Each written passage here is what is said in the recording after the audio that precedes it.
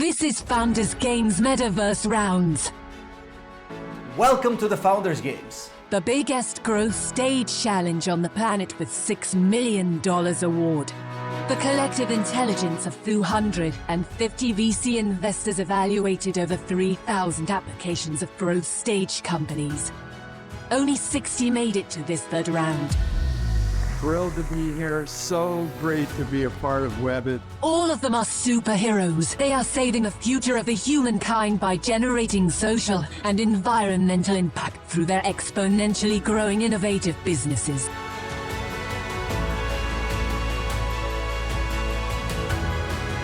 Welcome to the better future. Founders Game starts now.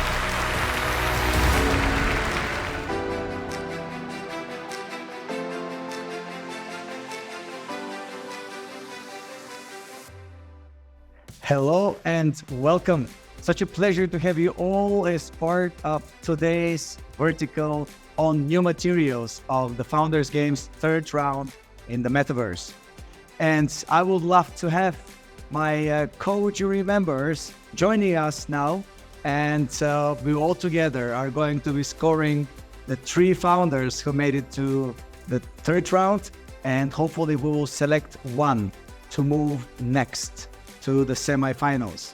And now, without further ado, I'm more than happy to welcome Dr. Kaltenegger. Kurt is head of ABB Technology Ventures and been investing in breakthrough technologies for ABB since 2010. Please tell us more about ABB Technologies Ventures. Yeah, hello everybody. So I'm Kurt and it's really a pleasure to be with you in this virtual meeting room. In ABB Technology Ventures, we invest in industrial technologies, which spans from industry automation to robotics to automating electrification, from smart grids to building automation and electric mobility. So very broad, and automating everything is the overall topic. And we invested $300 million over the last 12 years, so $300 million US in over 50 companies, have a great multiple financial return. We are strong cooperation partners to our startups. We have 3 unicorns in our portfolio, and I'm board director in a number of companies. So that's in short what we are doing. Thank you so much, Kurt, for joining us today. And here is also Philipp, Thurn, and Taxis, who is a former entrepreneur, consultant, manager working and living across Europe, and now investor based in Vienna. Can you tell us more about CMB Capital, please? So CMB Capital is an evergreen investment firm based in Vienna, as you said. We are focusing on B2B deep tech companies. So the founders are typically engineers. They come out of research institutions, out of technical universities. At the moment, we have about 15 portfolio companies ranging from AI to 3D printed satellite antennas. So it's a broad range. A small team. I think that's good for now. Thank you so much.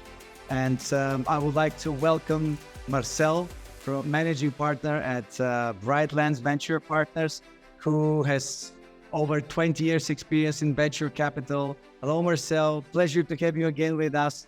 And can you please again tell us the most important thing about Brightlands Venture Partners? Sure, Plamen. First, let me again express my gratitude to be part of this exciting Founders Game. It's certainly a pleasure and good to see so many promising startups coming along. Brightlands Venture Partners, it consists of 4 funds, total fund size of 100 million euros. We invest in breakthrough startup companies in the sustainability and health segments. Currently, we have something like 30 portfolio companies under management, and our investment range from 400K to 4 million in total. I think some of them are in the high-tech space, so clean room-based.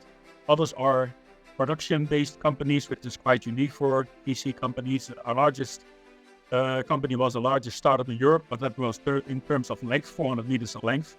So the operators needed to have a bicycle in order to go to their place in order not to be too late for their coffee break.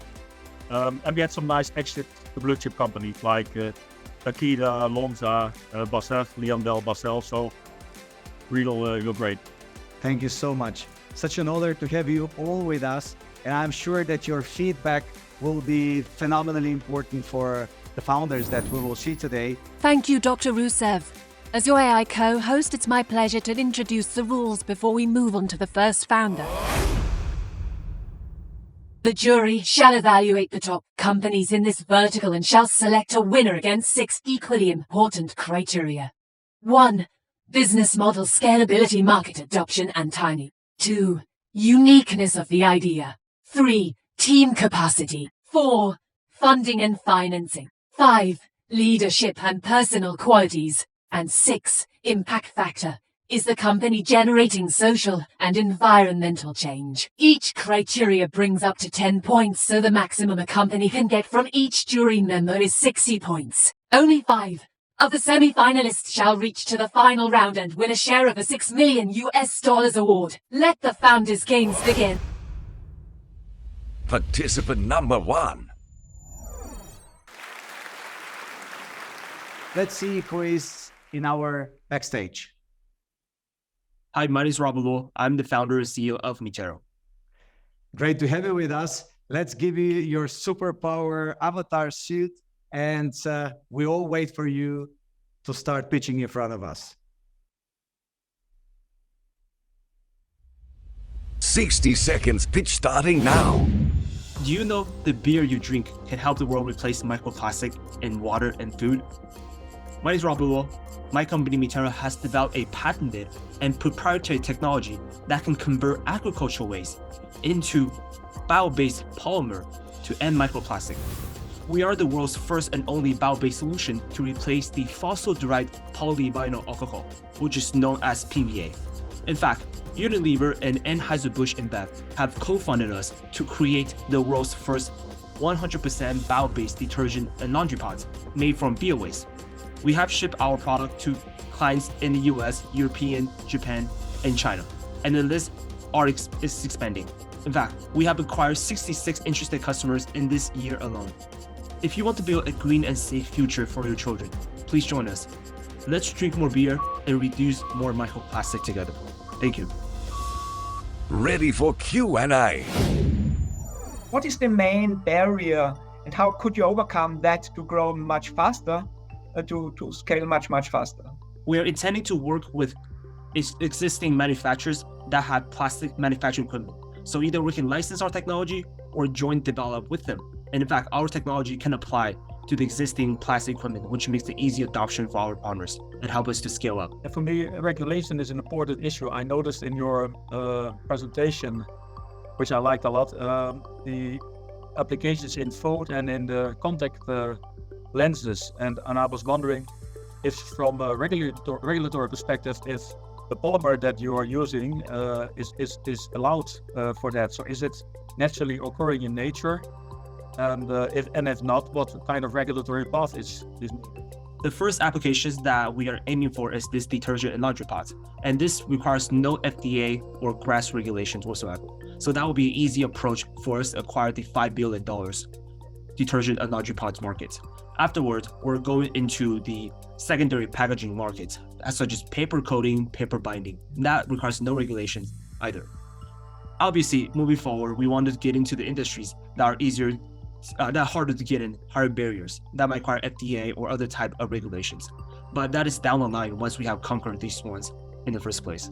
I'm not a specialist here, and for me it's not clear from the process point of view, because my study showed me that you extract polymers and implant it in this sterile colony to grow, and that could mean maybe that it's even under the GMO, the genetically modified organisms category, and then maybe some regulations may kick in. So is it a GMO based product or is it not? It's not a GMO product. In fact, the first generation of our technology is a chemical extraction, purification, and modification process. So it's not a GMO process. What happens to beer production waste today, and how easy is it to get it out of those factories? There are two ways that beer waste are being treated right now. One, in regions where they can sell to animal, they can use as animal feedstock. But in other regions where they couldn't, is sent to landfill and create methane. So for us, it's easier to acquire beer waste because we are partnering with Anheuser-Busch InBev, the largest beer company in the world. They have also co-funded us for what we are doing. So we have a very strong relationship with them as we scale, and we can even use their infrastructure when we are ready for a scalability production. What is the addressable market? How big is the addressable market? Right now, S3D commercial value is $25 billion. That's a big number. Again, refer to, because you already have 3 years in the row. What do you think is the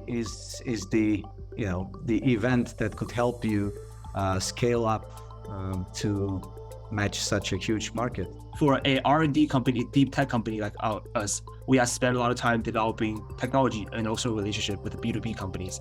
Now we're at the stage that we have a strong partnership with Unilever and also with Monosol. We're developing a joint development agreement with two of the biggest CPG companies and water-soluble packaging company in the world. So once we establish that JDA, we're going to scale up using Monosol's equipment and also their professionality and supply that to Unilever as they sell the end product. If I understand correctly, it's a biopolymer, but you subsequently make a chemical derivative of it. So it's then you make a new chemical entity effect. So that makes the regulatory path a little bit more difficult.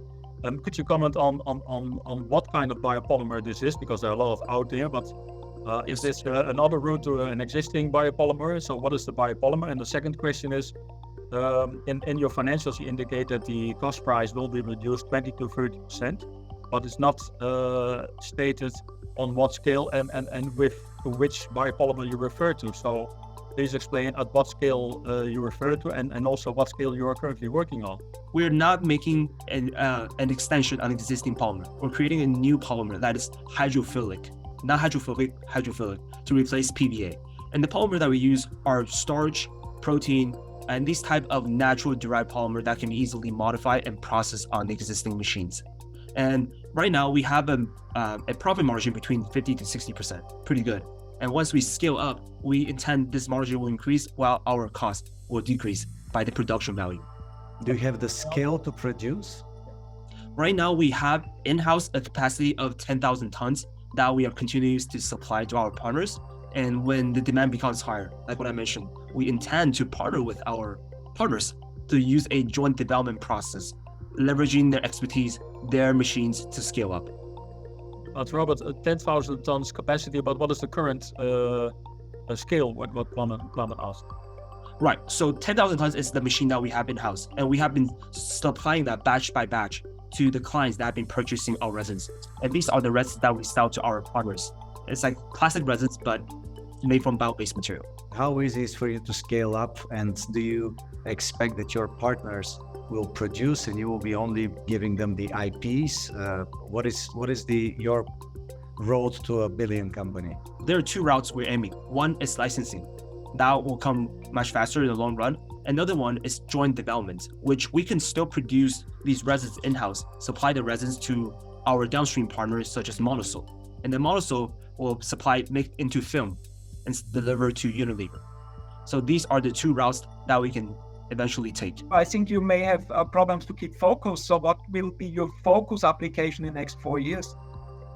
Well, like what I mentioned, this is the number one product we're developing at the moment because we already have a strong network with Unilever, P&G, Henkel, these CPG companies. So why not capture this market first? Because we're the only one that is doing this to replace PVA pots. So once that's been done, then we will move into the next industry that we can also replace PVA with.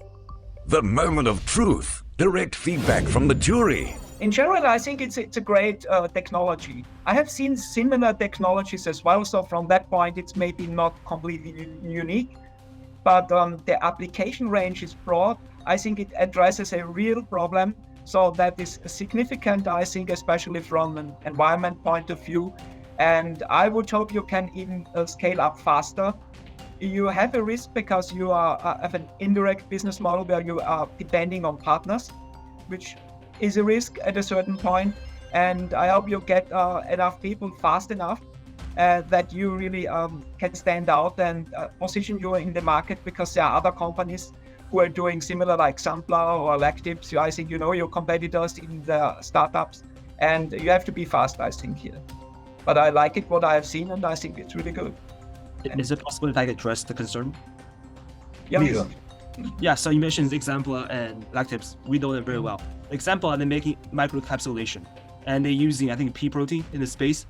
So they're not targeting PBA alternative solutions. They're more focusing on pharmaceutical microencapsulation. And for Lactives, they use dairy casein protein to create their film.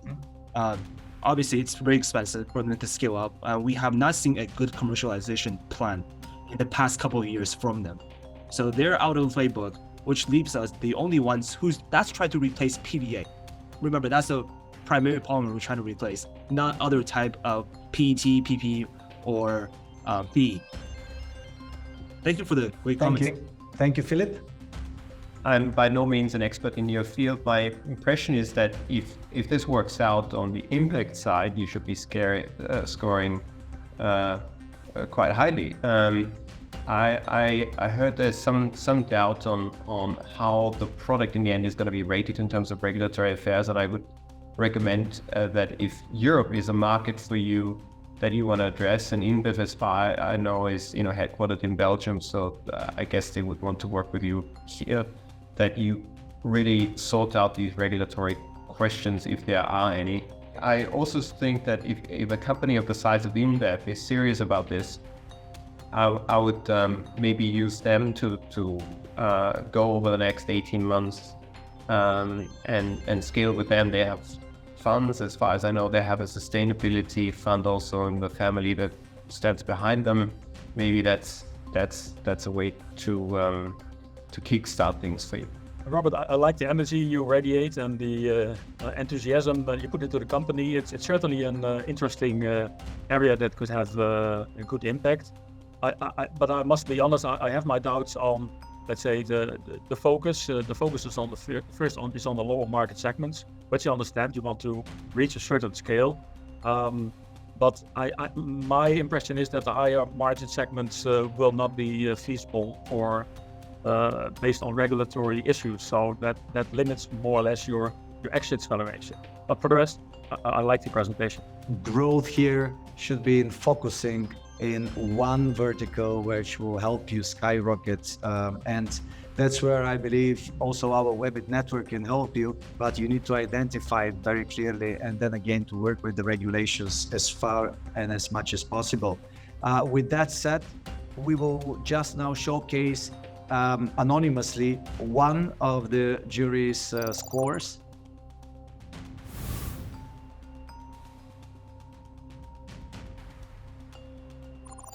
Thank you so much. I also like very much your energy and radiation, and I would like to see your product flourishing.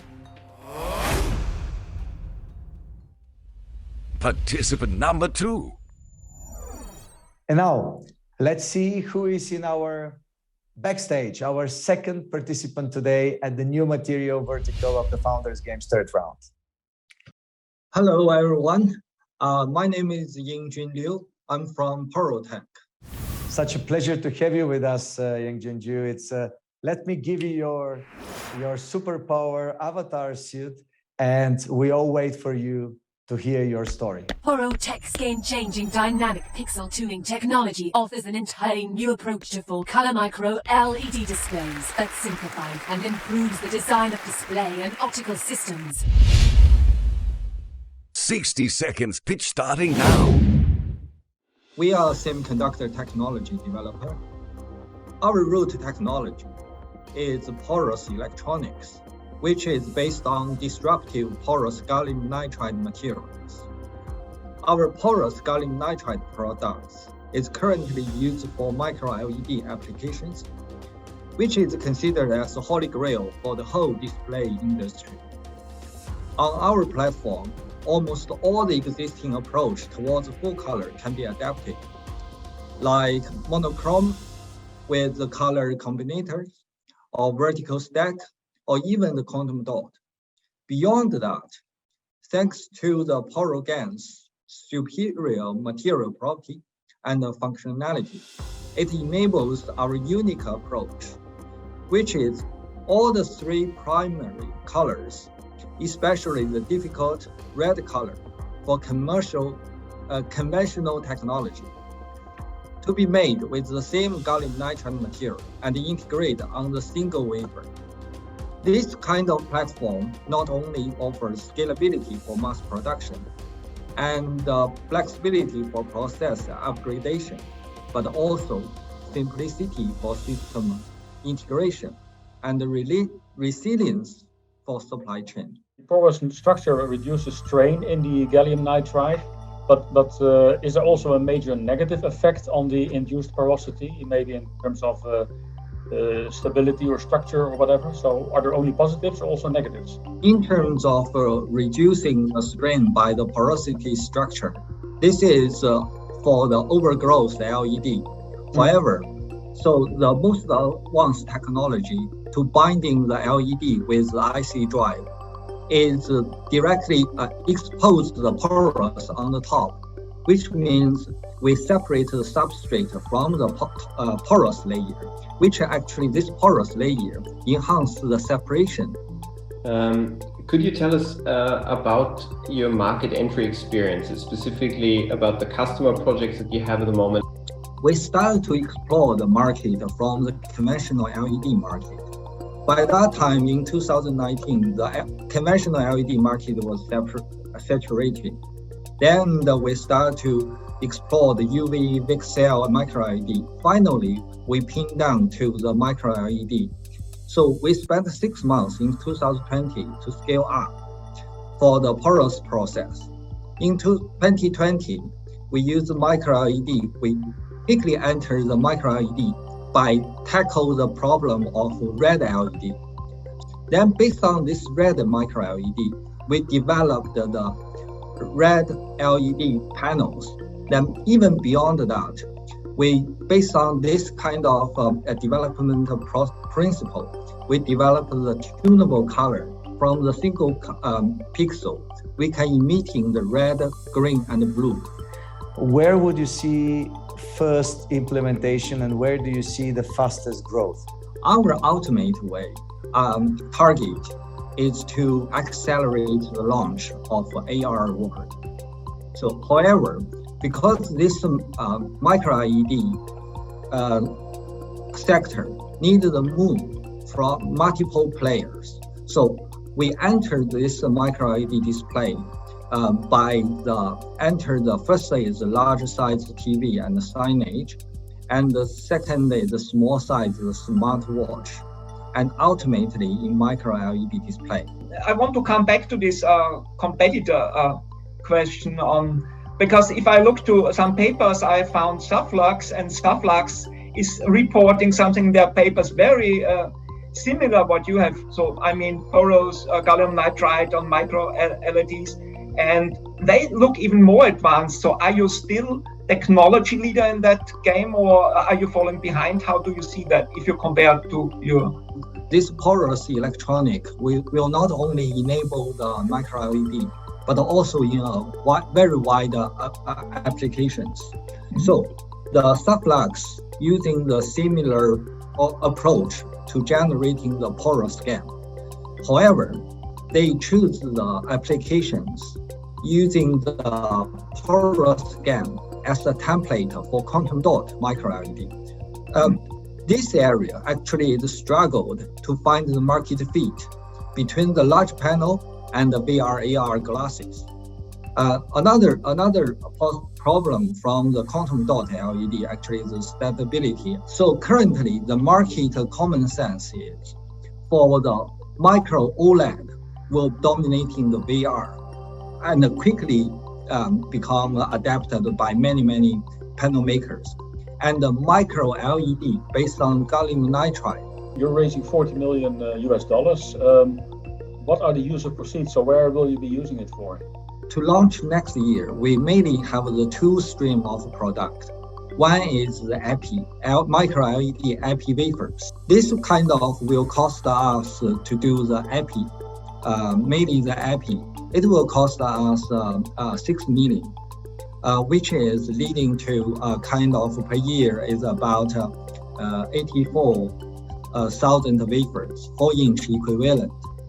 So another stream, it will be the IC cost, because we are going to use part of this wafer to do our in-house development to make the panel micro display panels. That will cost more than 30 million to ship about 300K panels next year. So our aim is by the end of 2024, we reach this kind of, so we reach 80 million revenue, and in 2025, we go for listed. So our investor can be exit by 2026. I'm very much impressed by the technology, but also by the aggressiveness of the upscaling and the potential that there would be in the market. So I must say I'm really impressed. Congratulations. Well, the main risk I would be focusing on is the amount of money that you're raising at a very early stage, which is partly obviously due to the nature of your business. But we just have entered, a different phase of the startup economy, where it's just much harder to keep up these constantly growing rounds of funding when you're not showing tremendous amount of traction and even at some point profitability. And that's the one thing I want to pass on to you. I have a PhD in solid state physics, and I must say you really impressed me with your technology, with your solution. That's a real great innovation. And what is not very obvious, of course, is the SDG compliance, but anyway, I think it's a great thing what you developed here. Where I have my doubts that you can grow fast enough, because maybe you cannot hire fast enough people. You need people in your team, and hiring is an issue. Then what's not very clear from your pitch is how you plan your future from a financial point of view. You have not attached a business plan. And what's not very clear as well is in which stage you are more or less, because on one hand you give the impression you are still in development stage, and on the other hand you give the impression that you have already a product and that you can do mass production already. And I think where you have to be very careful is in this geopolitical situation that you get not in issues with your suppliers, especially if you get your hardware from East Asia. Thank you all the jury's comments. In terms of maturity of our technology, we are very maturity in terms of monochromic color micro LED wafers and panel making. So, however, we know the monochromic, based on the color combinators, basically use 3 monochromatic display. Then optically, you combine the 3 colors to make a display. That's not going to be work in the long term. We put a lot of resources on develop our DPT technology, which we think is the ultimate solution. However, as one of the jury also mentioned, currently the economic environment is not so friendly for the near-term development. So we decouple this. We try to generate revenue based on the monochromic micro display approach. I'm very glad to share with you. We are going to announce our prototype of DPT early of next year. So, which means we go through all the integration part, and the next year we will put a lot of development on scale up, bring the DPT panel cost down to a few $100 US. I think that market fit and the market validation would be the key element in the next development. And again, I agree also with the fellow jury members that it is not the best time now to fund without market validation. As long as you have it though, and as long as your prototype and then further market fit works out well, I think that you should not have issues funding it with the amounts you've mentioned and with the aggressive strategy of growth. So very bold and very exciting vision. Thank you for sharing it and thanks for being with us. It's time to see one anonymous scoring.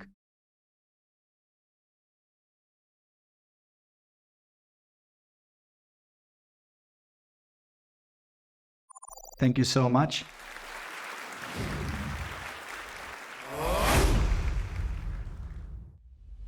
Participant number 3.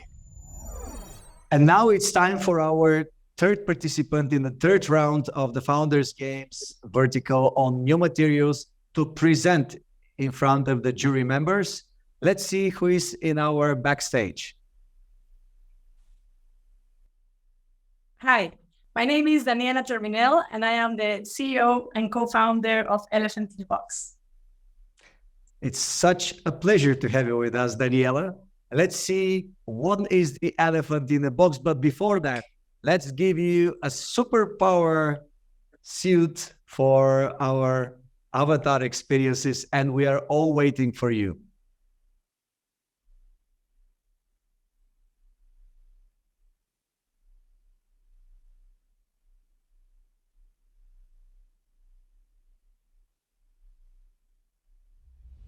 "60 seconds, pitch starting now."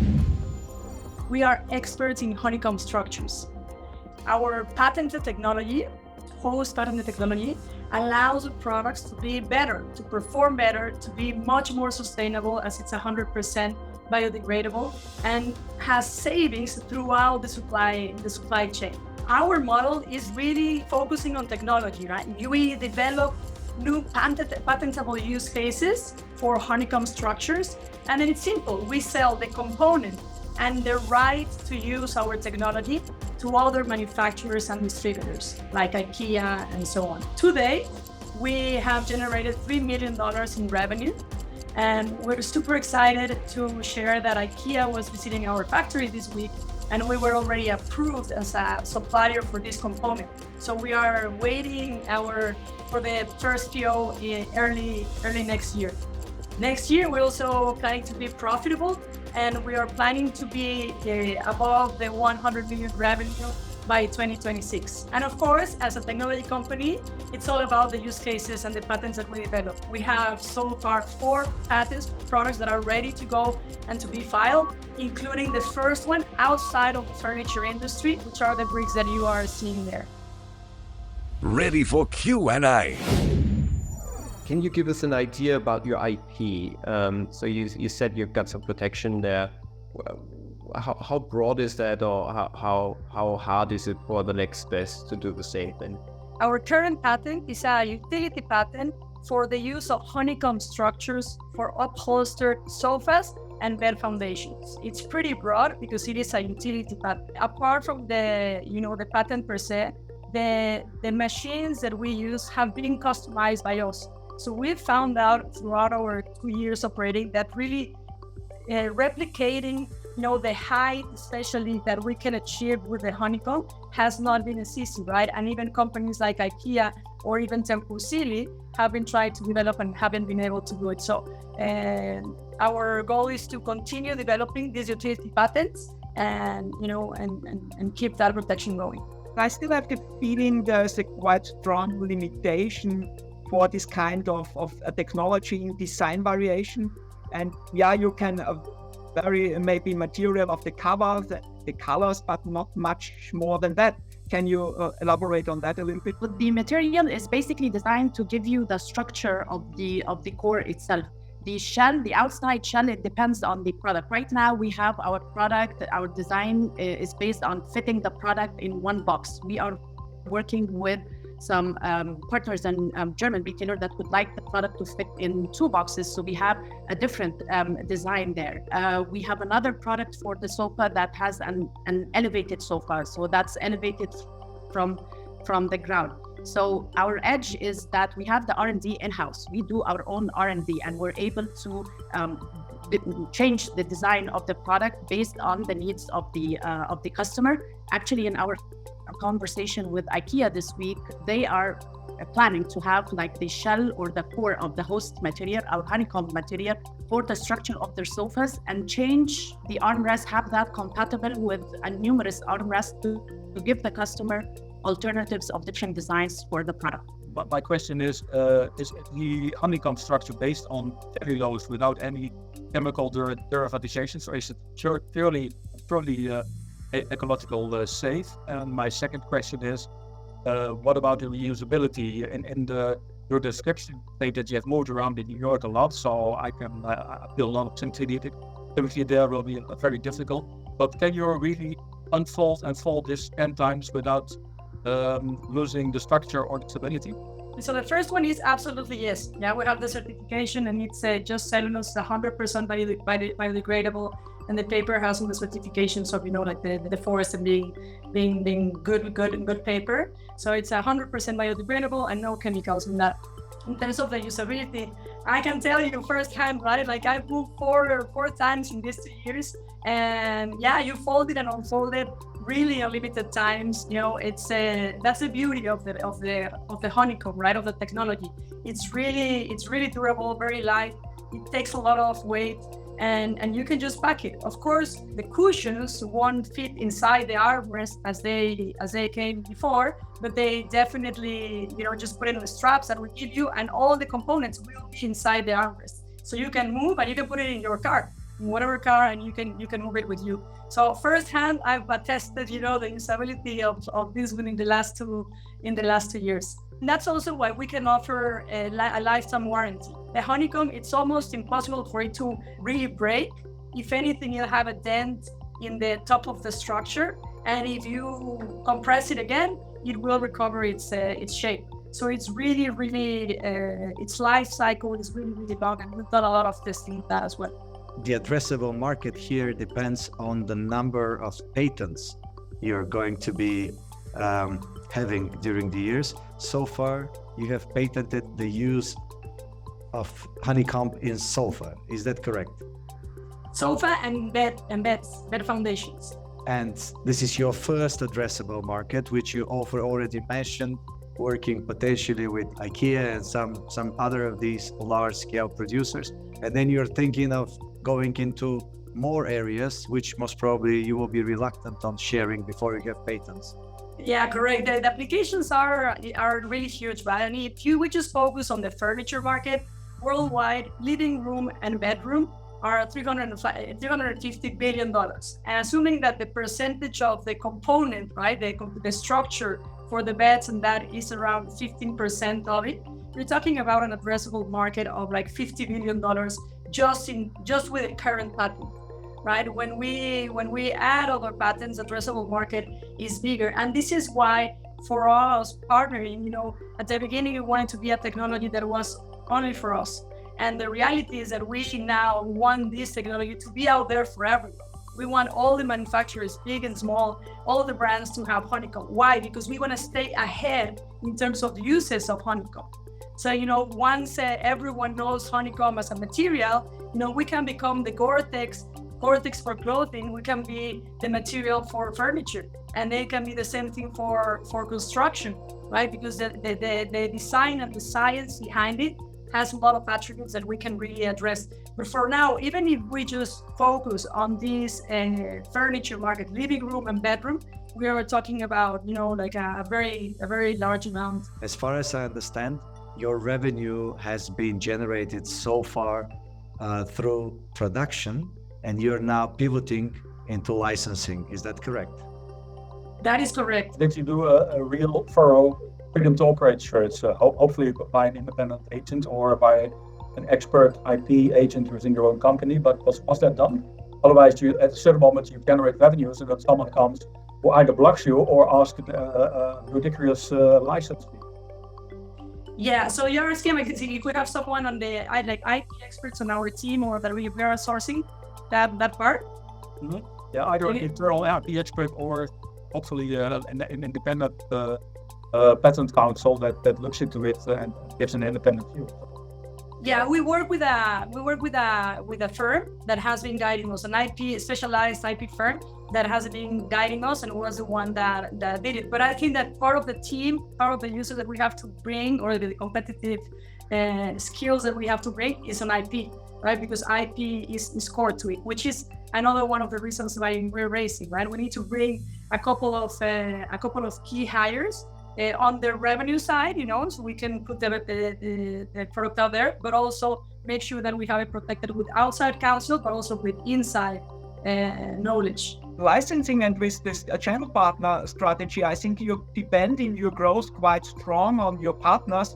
And is this limiting your growth, or are there even other factors which limit growth, like acceptability, the end customer?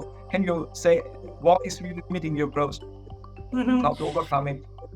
Yeah, look, I think that for now it's been that pivot. It's a new category, right? People haven't seen paper as a structure for furniture or even for construction, right? So it's education, definitely. It's a learning curve, but that's why partnering with IKEA, with Philipp, with these bigger brands, that is going to bring credibility, right? And acceptance has been great. The feedback that we've got from customers has been great. The technical people from IKEA and from Philipp, they are familiar with the science behind the structure and they like it. So I think that as soon as it's been a learning, a slow process, but I think that once we hit this the technology being out there with other bigger brands, I think that is gonna really pick up. I may just one last question.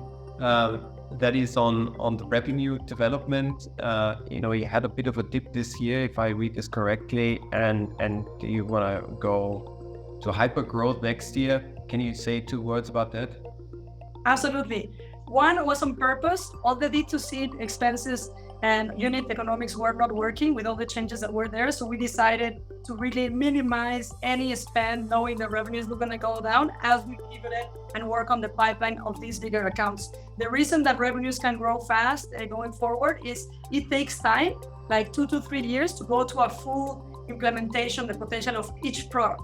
So for instance, for IKEA, the pilot order is going to be 5,000 units, and the one product is going to go to 100,000 units. That's going to take 2-3 years. So what we're doing is that we're building the pipeline, and eventually in 2-3 years, the number of active products continue increases, and that's why we can have that kind of that growth. And profitability is the model itself, right? Allows us to be profitable very, very early on, right away. The moment of truth. Direct feedback from the jury. I like the concept. I think usually very good ideas are based on very simple concepts, and then it works. So it just really falls into that category. So I really like the concept. I have some questions on, let's say, the new market segments. I understand that you cannot share that because it's based on IP that you still need to file, but that makes it more difficult to see whether this is a real one-trick pony, which can be a very nice, rewarding pony, or whether it's a platform technology. But I understand that you're doing good research on that part. I still have some second thoughts on the freedom to operate, whether that has been truly done, and whether not someone will be knocking at your door when you're making real revenues, because that's usually you wait until someone makes a few million and then you start making a promise. But I hope that's not the case. It's always great to see a founding team that got so far without immediately tapping the VC market, and I think you've got something to show for yourself as you do this now. I think it's also taking courage and self-reflection to pivot away from the direct-to-consumer, which I think is a good move for you. Also, to keep both parallel is just, I guess, a nightmare for a small company. On the other hand, I guess the likes of the IKEAs, without being specific at using the word IKEA, are not easy to handle either. Yeah, so I think you need to build yourself a chest of smart people around you in getting great licensing agreements in place. I think you really have found a very smart solution, and I have the feeling we are at the beginning of a long journey, and we'll see many new designs coming in the future. And therefore, I think IP is really critical. And I would not agree with you that 2 years for granting a patent, getting a granted patent is fast. I think that can be done much faster, and you have to find a way to do it much, much faster. And the most critical point, I think, is really educating the end customer, because on one hand, you don't have a low-cost product. You are quite expensive, I would say, even when I have in my back thinking that, that's maybe a product just out of paper. So you have to overcome that and have to educate people. That's not just paper. It has to be cheap. It's something which is of value. And I think that's not so easy to do. So marketing will be a key here. You would need to identify your real growth opportunities and to perceive them yourself instead of really outsourcing this to external partners to an extent that you depend on them for your own growth.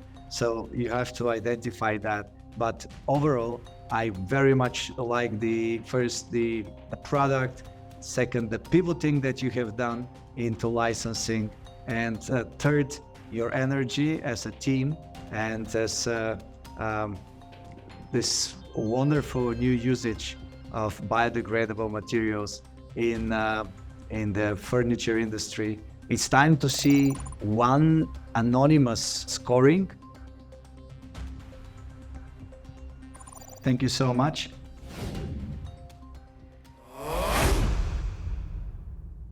I already have the numbers. All of you are above the 70%. So this is huge. Now, let's start. Terro, 40 points. Porotech, 45 points. Elephant in a Box, 45 points. So we have some issue here with the jury, because we obviously score two companies at the same result, and this should be addressed further, identifying on the way to the semifinals, identifying all the information from the data rooms, etc., so we can see which of the two will move ahead. But so far, congratulations to Porotech and Elephant in the Box. Bravo. Now it's time to hear the founder feedback. First of all, thank you. It's been a great experience, and it's really amazing to have the opportunity to, share where we're going with you guys, with the jury, and get an honest opinion back, right? And the feedback that we receive, I think it's spot on, right? And literally, those are the key points that we need to work on, all the way from IP to building the brand, right? So one of the things that we are doing is partnering with one studio in New York to help us build that brand, because we don't want to be just a component, right, or a commodity. We really want to be that brand. So I think that your views in terms of where to focus on the IP side, and then on the marketing, branding, education side of it, to be able to do it is key, as well as not depending on partners to grow, right? One of the discussions that we had is do we keep the production or we license production, right? License, and there's been much more of let's try to keep control for as long as possible, right? Eventually someone will copy, and we don't see that as terribly bad, because again, they becomes more mainstream. But the feedback was great, and I think that we have a homework, to do, because we really know that it has a potential scale, and we want to make it happen. So really thankful and grateful for your feedback, for your energy, and hopefully we'll see you again. We will be working very hard, even harder next year, to make our promise become the truth. So hopefully next time, maybe next year, well, for the avatar and the AR immersive experience, I think that some of you can use our kind of panel to see that. Thank you very much. And also, I fully appreciate the comments from the CNB, ABB, and the Brightlands, which you give us kind of very promising kind of comments. Thank you very much. It is a very strange situation to have two companies with equal scores, But hey, this happens for a second time this season, and obviously we have to get accustomed to this. This means one thing: consistency, and the fact that a very selected companies make it to this third round, and obviously equally high level of knowledge and intelligence, collective intelligence, scoring them both before and during the third round. Now, if you ask yourself what happens next is the semifinals round, but only a few of all that won the vertical events during this second season will make it to this semifinals, and there will be a deep due diligence and better understanding within the knowledge that we have about the company, plus the data rooms and all the information we are going to further collect in order to identify only 12 of all winners of the weekly events who will move to the semifinals. And then from that moment on, only 5 will make it to the finals. And the $6 million award will be distributed, up to 6 million will be distributed among them during the final event in person, which will select how.